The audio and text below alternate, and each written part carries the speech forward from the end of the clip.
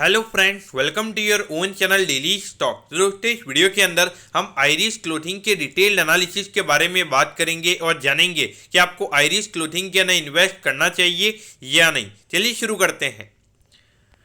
तो देखिए, सबसे पहले हम ये जानेंगे कि ये कंपनी क्या काम करती है। तो देखिए, ये जो कंपनी है, ये कंपनी जो चिल्ड्रंस होते हैं, यानी कि जो लगभग अगर आप देखोगे 5 से 6 साल के अंडर में जो बच्चे होते हैं, तो उनके लिए कंपनी गारमेंट्स बनाने का ये कंपनी काम करती है और उससे ये कंपनी सेल करने का काम करती है। अगर हम कंपनी के ब्रांड नेम की अगर हम बात करेंगे तो डू रीम करके ये ब्रांड नेम है, जिसके अंदर में कंपनी अपने प्रोडक्ट को सेल करने का काम करती है। और करंटली अगर हम कंपनी के प्रेजेंस की अगर हम बात करेंगे तो अराउंड 25 से 26 स्टेट के अंदर भी कंपनी का प्रेजेंस हमें नजर आता है। और अगर हम पिछले एक साल से अगर हम देखेंगे तो कंपनी का मेन फोकस यहाँ पे ये कि जो भी टायर 2 और टायर 3 सिटीज है, वहां पे कंपनी को अपना प्रेजेंस लगातार बढ़ाना है।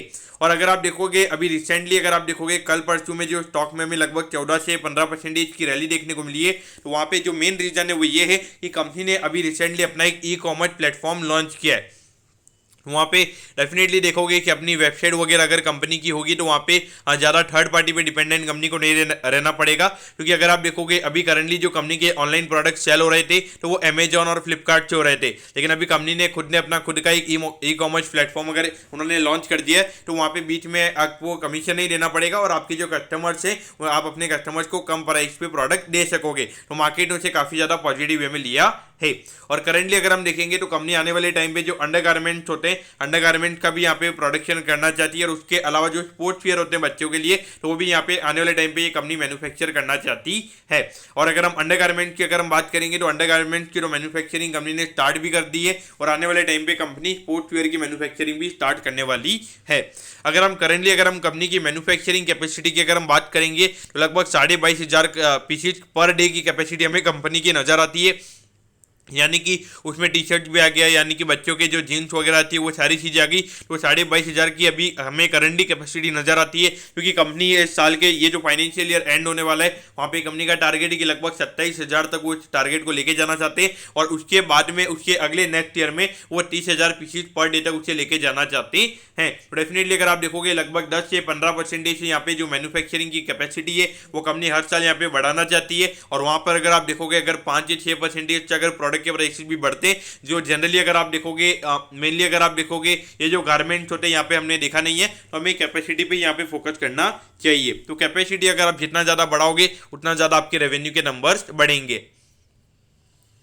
तो देखिए, अभी अगर हम मार्केट कैप की अगर हम बात करेंगे, सिर्फ 400 करोड़ के लगभग का मार्केट कैप हमें कंपनी का नजर आता है। एक छोटी सी कंपनी हमें ये नजर आती है, लगभग 30 रुपए के लगभग का हमें यहाँ पे बुक वैल्यू कंपनी की नजर आती है। तो उस पॉइंट ऑफ व्यू से अगर आप देखोगे अराउंड 8 to 9 टाइम्स के लगभग प्राइस टू बुक वैल्यू पे ये कंपनी ट्रेड हो रही है। तो वैल्यूएशन वाइज देखा जाए तो इतना ज्यादा कॉस्टली नहीं है। और अगर हम पी रेशियो की अगर हम बात करेंगे तो 40 के लगभग का पी रेशियो में कंपनी का नजर आता है। तो उनकी देखा जाए वैल्यूएशन वाइज ये चीजें हमें नॉर्मल नजर आती है। और अगर हम रिटर्न रेशियो की अगर हम बात करेंगे तो आरओसी और आरओई के नंबर हमें यहाँ पे नजर आते हैं। 20% 20% से ऊपर ये नंबर हमें अभी करंटली नजर आता है। लेकिन आने वाले टाइम पे डेफिनेटली अगर आप देखोगे जिस तरीके से यहाँ पे लगातार रेवेन्यू के नंबर कंपनी के ग्रो होंगे, ज्यादा इन्वेस्टमेंट कंपनी की तरफ से नहीं हो रहा है। क्योंकि अगर आप देखोगे यहाँ पे क्या होता है कि नॉर्मली आपने अगर कोई इन्वेस्टमेंट कर दिया तो उसे आप लगातार यूज करके वहाँ पे रेवेन्यू अर्न करते हो, तो वहाँ पे डेफिनेटली रिटर्न रेशियोज कंपनी के आने वाले टाइम पे काफी अच्छे रह सकते हैं। अगर हम यहाँ पे डेट की अगर हम बात करेंगे तो सिर्फ 32 करोड़ का डेट हमें कंपनी का नजर आता है और 0.67 का डेट टू इक्विटी हमें यहाँ पे कंपनी का नजर आता है। तो उस पॉइंट ऑफ व्यू से देखा जाए तो डेट टू इक्विटी कंपनी का अंडर कंट्रोल हमें नजर आता है। और यहाँ पे डेफिनेटली आने वाले टाइम पे अगर कंपनी के रेवेन्यू के नंबर्स अच्छे होते हैं, अच्छा कैश फ्लो अगर कंपनी अर्न करती है, तो वहाँ पे कंपनी को डेट कम करने में वहाँ पे मेरे ख्याल से कोई भी प्रॉब्लम नहीं होगा।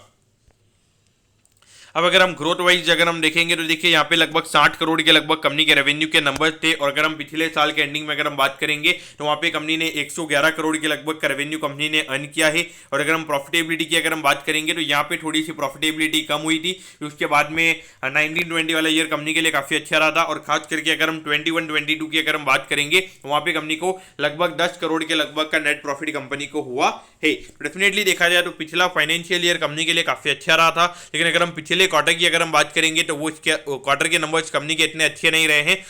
लेकिन कहीं ना कहीं अगर देखा जाए तो अगर आने वाले टाइम में अगर आपके पास में अच्छे पाइपलाइन है प्रोडक्ट्स वगैरह की, अगर आप अच्छी मार्केटिंग टेक्निक्स वगैरह अगर आप यूज करते हो तो वहाँ पे डेफिनेटली आप मार्केट वहाँ पे बना सकते हो। अब ये देखिए यहाँ पर अगर आप देखोगे तो ये जो 3 क्वार्टर्स कंपनी के थे तो यहाँ पे कोई ज़्यादा ग्रोथ हमें देखने को नहीं मिली थी। फिर जून वाले क्वार्टर की अगर हम बात करेंगे तो यहाँ पे कोविड की फर्स्ट वेव आ गई थी तो कंपनी के रेवेन्यू के नंबर्स गिर गए थे। फिर उसके बाद अगर हम देखेंगे तो 3 क्वार्टर्स में लगातार हमें ग्रोथ के नंबर्स कंपनी के अंदर नजर आए थे। और वहाँ पर अगर हम प्रॉफिटेबिलिटी की बात करेंगे तो एक क्वार्टर के अंदर कंपनी की प्रॉफिटेबिलिटी हमें यहाँ पे कम होती हुई नजर आई थी, क्योंकि जो कंपनी के ऑपरेटिंग एक्सपेंसेस थे वो यहाँ पे कंपनी के बढ़ गए थे। फिर अगर हम उसके बाद में अगर हम देखेंगे तो जो जून वाला क्वार्टर था कंपनी का, वहाँ पे कंपनी के रेवेन्यू के नंबर्स कम हो गए थे तो उसकी वजह से प्रॉफिटेबिलिटी भी कम हो गई थी। और यहाँ पर अगर आप देखोगे कोविड की सेकंड वेव आई थी तो उसकी वजह से ये नंबर हमें कम होता हुआ नजर आया था। फिर अगर हम सितंबर में अगर हम बात करेंगे जब इकोनॉमी में रिकवरी आ रही थी तो कंपनी के नंबर्स वहाँ पे काफी अच्छे आए थे। हाईएस्ट एवर सिंगल क्वार्टर का रेवेन्यू कंपनी ने यहाँ पे अर्न किया था और वहाँ पे लगभग 3.5 करोड़ के लगभग के नेट प्रॉफिट के नंबर्स कंपनी के आए थे। फिर उसके बाद में अगर हम देखेंगे तो लगभग 25 करोड़ के लगभग का ये नंबर आया था। उसके बाद में थोड़ा सा रेवेन्यू का नंबर कंपनी का बढ़ा था और यहाँ पे प्रॉफिटेबिलिटी भी बढ़ी थी। फिर से कंपनी के रेवेन्यू के नंबर्स हमें यहाँ पे कम होते हुए नजर आए थे। तो डेफिनेटली अगर आप देखोगे यहाँ पे काफी ज्यादा वॉलेटाइल क्वार्टर्स कंपनी के हमें नजर आते हैं। डेफिनेटली अगर आप देखोगे अभी जो नवरात्रि सीजन चल रही है, उसके अलावा अगर आप देखोगे फेस्टिवल सीजन वगैरह चल रहा है, यहाँ पे मैंने जो कंपनी के प्रोडक्ट पोर्टफोलियो वगैरह देखे थे वहाँ पे कोई ट्रेडिशनल वियर वगैरह नहीं था, तो इतना बड़ा मार्केट हमें यहाँ पे इतना नजर नहीं आता है। और खास करके अगर आप देखोगे ये जो स्टूडेंट वियर होता है, यहाँ पे डिस्ट्रीब्यूशन नेटवर्क पे आपने ज्यादा फोकस करना चाहिए। ऑनलाइन मेरे ख्याल से जो ई कॉमर्स वाली सर्विसेज है वो यहाँ पे ज़्यादा मेरे ख्याल से काम नहीं करेगी, क्योंकि डेफिनेटली अगर आप देखोगे जो बच्चे वगैरह रहते हैं तो वहाँ पे डेफिनेटली उनको क्या चाहिए जाएगा वगैरह, तो वो चीज़ें एक्चुअली में वहाँ पे फाइंड आउट करना काफ़ी ज़्यादा मुश्किल हो जाता है। और वहाँ पे जो क्या कहते हैं कि जो पेरेंट्स वगैरह होते हैं वो डेफिनेटली ऑफलाइन मोड से ही वहाँ पे बाय करने की सोचते हैं। लेकिन करंटली तो अभी कंपनी के रेवेन्यू के नंबर्स ऑफलाइन मॉडल से ही आते हैं और लगातार कंपनी यहाँ पे अपने डिस्ट्रीब्यूशन नेटवर्क को भी बढ़ाने की कोशिश कर रही है। अब अगर हम शेयर होल्डिंग पैटर्न की अगर हम बात करेंगे तो यहाँ पे जो प्रमोटर्स की होल्डिंग है वो यहाँ पे काफी अच्छी है, तो मार्केट को ये काफी अच्छा लगता है, क्योंकि देखिए इतनी छोटी सी कंपनी और वहाँ पे प्रमोटर्स का होल्डिंग अगर इतना ज्यादा है तो मार्केट उसे काफी ज्यादा पॉजिटिव वे में लेता है। और मेरे लिए भी ये काफी ज्यादा पॉजिटिव है, क्योंकि देखिए जब कंपनी एक अच्छी ग्रोइंग इंडस्ट्री में अगर काम कर रही है और वहाँ पे प्रमोटर्स का भी इतना ज्यादा स्किन इन द गेम है तो डेफिनेटली काफी अच्छी बात हमें यहाँ पे नजर आती है। और बाकी म्यूचुअल फंड और ये होल्डिंग आपको यहाँ पे नजर नहीं आएगी, बाकी पूरी होल्डिंग हमें यहाँ पे रिटेल इन्वेस्टर्स के पास में ही नजर आती है। तो उसमें मेरे ख्याल से आपने ज्यादा प्रॉब्लम नहीं लेना चाहिए, क्योंकि यहाँ पे लिक्विडिटी की प्रॉब्लम रहती है। और वहाँ पे डेफिनेटली अगर आप देखोगे तो म्यूचुअल फंड्स वगैरह अगर यहाँ पे इन्वेस्ट करेंगे और अगर उन्हें अगर लोग पैसा मांग रहे हैं, अगर उन्हें सेल करना पड़ेगा तो वहाँ पे डेफिनेटली अगर लिक्विडिटी नहीं होती है तो उनके लिए वो प्रॉब्लमेटिक हो सकता है। अब अगर हम कैश फ्लोज की अगर हम बात करेंगे तो देखिए लगातार यहाँ पे कैश फ्लोज के नंबर हमें कंपनी के पॉजिटिव नजर आते हैं। और उसके अलावा अगर आप देखोगे तो लगातार ये कंपनी री इन्वेस्ट भी कर रही है। अगर आप देखोगे हर साल यहाँ पे इन्वेस्टमेंट में लगातार जो कैपेसिटी को इंक्रीज किया जा रहा है। और हमें कंपनी की एक अच्छी बात ये नजर आती है, जैसे कि अगर आप देखोगे अभी कंपनी को एक अंडर गारमेंट के लिए कंपनी ने एक अलग से मैन्युफैक्चरिंग फैसिलिटी स्टार्ट की है, तो वहाँ पे हार्डली 3 से 4 करोड़ का कंपनी को इन्वेस्टमेंट की रिक्वायरमेंट है और उसे लगातार कंपनी रीयूज करके वहाँ पे लगभग है ना 5 से 6 हजार अंडर गारमेंट कंपनी एक दिन के वहाँ पे बना सकती है। वहाँ पे डेफिनेटली देखा जाए तो यहाँ पे ज़्यादा कैपिटल लगाने की जरूरत नहीं है। और अगर आपको कैपिटल लगाने की जरूरत है, अगर डिमांड भी है तो वहाँ पे इतनी ज़्यादा कैपिटल लगाने की जरूरत नहीं है। तो डेफिनेटली ये काफ़ी अच्छी बात हमें यहाँ पे नजर आती है। अगर हम फाइनेंशियल एक्टिविटी की अगर हम बात करेंगे तो यहाँ पे 4 करोड़ का इनफ्लो में देखने को मिलता है, क्योंकि डेफिनेटली अगर आप देखोगे कंपनी ने यहाँ पे डेट वगैरह रेज किया तो उसकी वजह से हमें यह नंबर यहाँ पे नजर आता है।